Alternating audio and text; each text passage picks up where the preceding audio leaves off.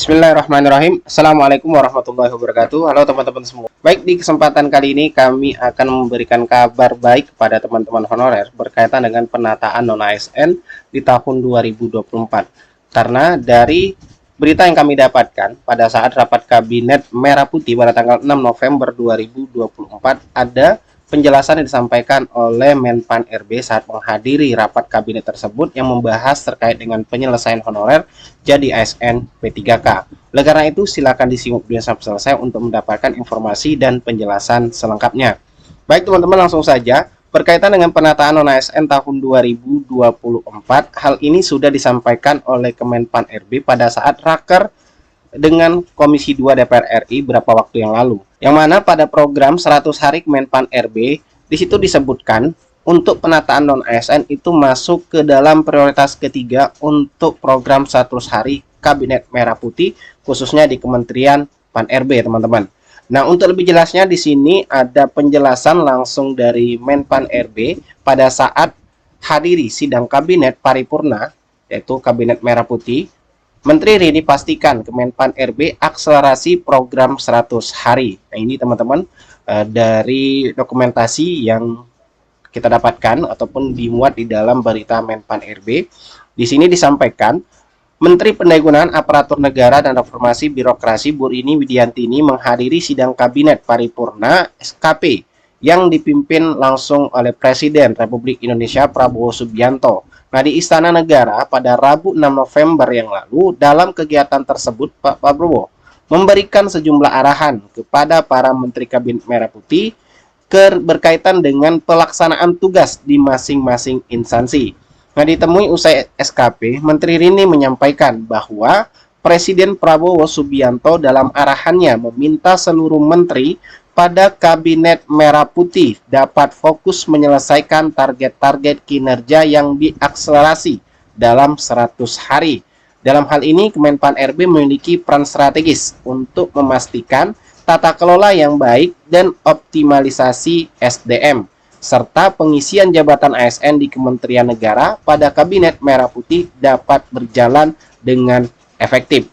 Kemudian di sini ada penjelasan langsung dari Menpan RB yang menyampaikan berbagai kebijakan strategis yang telah dilakukan oleh para menteri sebelumnya akan terus kami lanjutkan.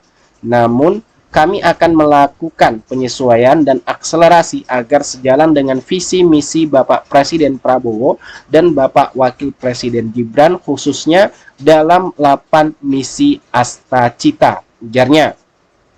Adapun program ataupun untuk mengakselerasi hal tersebut, Kemenpan RB telah menentukan 3 program utama serta kegiatan strategis yang akan diakselerasi dalam 100 hari kerja. Nah, di sini disampaikan berkaitan dengan penataan non-ASN, Menteri Pan RB menyampaikan untuk penataan tenaga non-ASN sebagai bagian dari amanat Undang-Undang Nomor 20 Tahun 2023 tentang ASN, secara teknis penataan tenaga non-ASN dilaksanakan dengan tujuan untuk memenuhi kebutuhan ASN, terutama kebutuhan P3K, agar sesuai dengan kebutuhan instansi. Prinsip utama dalam penataan tenaga non-ASN adalah menghindari PHK massal, tidak mengurangi pendapatan saat ini, menghindari pembengkakan anggaran, serta dilakukan sesuai dengan regulasi yang ada. Di sini disampaikan langsung oleh Menpan RB yang menyampaikan adapun penyelesaian tenaga non-ASN dilakukan lewat mekanisme seleksi pegawai pemerintah dengan perjanjian kerja atau P3K. Formasi pada seleksi P3K tahun 2024 diberikan 100% untuk tenaga non-ASN melalui seleksi CAT dan kelulusan ditentukan berdasarkan peringkat terbaik, ucapnya. Nah, itu teman-teman terkait dengan penjelasan yang disampaikan langsung Menpan RB setelah mengikuti rapat Kabinet Merah Putih atau Kabinet Paripurna pada tanggal 6 November 2024. Dan tentunya sesuai dengan arahan Presiden Prabowo Subianto untuk mengakselerasi terkait dengan program kerja 100 harinya. Terlebih khusus untuk Kemenpan RB, penataan non-ASN masuk dalam program prioritas 100 hari Kemenpan RB. Nah, untuk lebih jelasnya kita langsung mendengarkan pengarahan langsung dari Presiden Prabowo Subianto. Bismillahirrahmanirrahim. Assalamualaikum warahmatullahi wabarakatuh. Selamat sore, salam sejahtera bagi kita sekalian. Shalom, Om Swastiastu, Namo Buddhaya, salam kebajikan, Rahayu Rahayu. Yang saya hormati Saudara Wakil Presiden, saudara-saudara sekalian, para anggota Kabinet Merah Putih, para Menteri Koordinator, para Menteri, Ketua Dewan Ekonomi Nasional, Panglima TNI, Kapolri, Jaksa Agung, Kepala BIN dan para kepala badan yang hadir. Sore hari ini saya selenggarakan sidang Kabinet Paripurna berkenaan dengan rencana saya untuk melakukan kunjungan kenegaraan dan kunjungan kerja ke beberapa negara, antara lain menghadiri KTT APEC di Peru dan G20 di Brazil. Juga ada undangan kunjungan kenegaraan ke pemerintah Tiongkok, kunjungan kehormatan ke Amerika Serikat, dan juga kunjungan kerja ke Inggris untuk menjumpai Perdana Menteri Inggris. Dan juga ada kemungkinan saya sedang mempelajari, katanya ada undangan juga untuk KTT G7. Kita diundang juga, karena ini berarti sesuatu kehormatan ya. Indonesia dianggap juga pantas diundang ke G7. Jadi hal-hal ini tidak bisa saya hindari karena semua punya nilai strategis, juga berhubungan juga dengan keadaan ekonomi kita, karena kita harus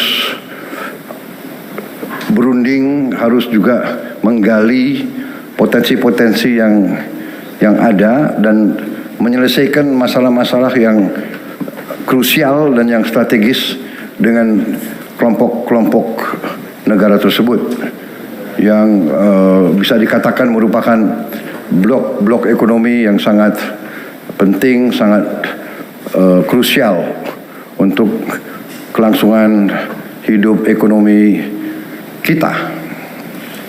Karena itu saya merasa perlu untuk kumpulkan saudara-saudara, menyampaikan beberapa pengarahan